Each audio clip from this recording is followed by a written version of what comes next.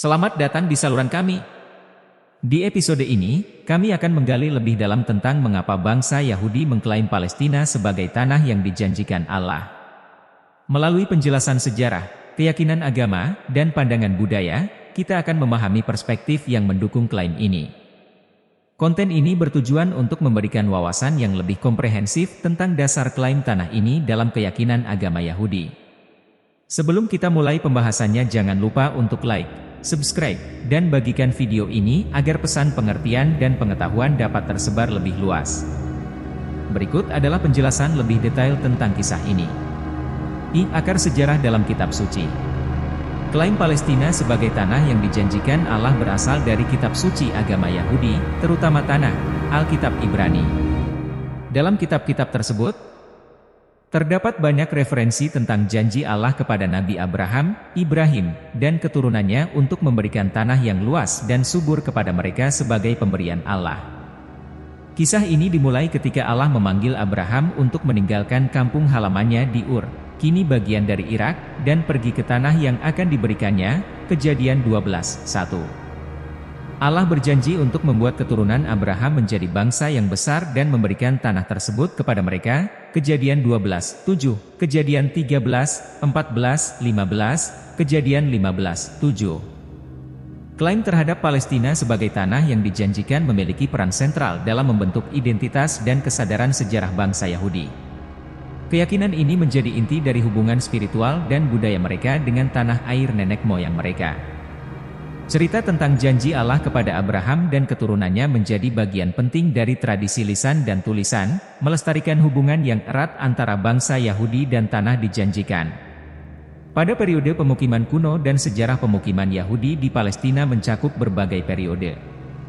Termasuk pemukiman kuno pada zaman Raja Daud dan Raja Salomo yang menguasai kerajaan Israel dan kerajaan Yehuda, serta penguasaan oleh bangsa-bangsa asing seperti Babilonia, Persia, dan Romawi.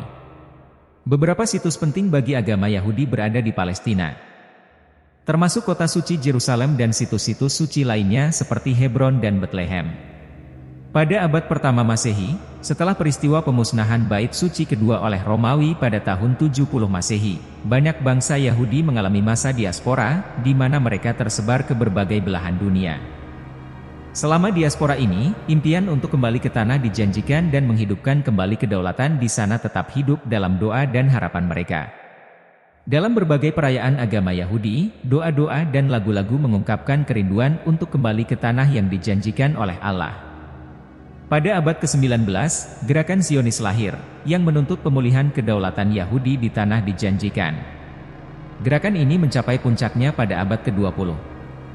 Termasuk saat deklarasi Balfour pada tahun 1917 oleh Britania Raya yang menyatakan dukungan bagi pendirian rumah nasional bagi bangsa Yahudi di Palestina.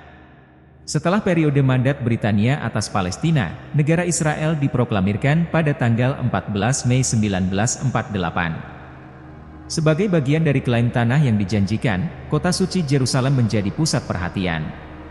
Yerusalem dianggap sebagai kota suci bagi umat Yahudi karena disinilah berdirinya Bait Suci pertama dan kedua serta tempat-tempat penting dalam sejarah agama Yahudi lainnya. Selain itu, situs-situs suci lainnya di Palestina, seperti Hebron dan Bethlehem, juga memiliki nilai religius yang tinggi bagi bangsa Yahudi. Namun, klaim Palestina sebagai tanah yang dijanjikan oleh bangsa Yahudi juga telah menimbulkan perspektif yang berbeda dan perdebatan yang kompleks. Para sejarawan dan ahli agama dari berbagai latar belakang telah memandang klaim ini dari berbagai sudut pandang dan interpretasi. Mengingat sejarah wilayah Palestina yang panjang dan beragam serta perspektif lain dari masyarakat Arab dan Muslim yang juga menganggap wilayah ini sebagai tanah suci. Meskipun klaim tanah yang dijanjikan oleh bangsa Yahudi telah menjadi bagian integral dari keyakinan dan identitas mereka, penting bagi kita untuk mencari pemahaman dan penghormatan terhadap perspektif agama dan budaya yang berbeda, serta untuk memperhatikan kompleksitas sejarah dan realitas politik wilayah Palestina secara objektif. Dalam menghadapi tantangan ini, penting untuk mencari jalan menuju perdamaian dan pengertian antara semua pihak yang terlibat. Semoga kita semua bisa bersama-sama menjadi bagian dari perubahan positif untuk dunia yang lebih baik. Jangan lupa untuk like, subscribe, Dan bagikan video ini agar lebih banyak orang bisa mengenal dan memahami masalah Palestina. Sampai jumpa di konten kami selanjutnya. Wassalamualaikum dan salam sejahtera.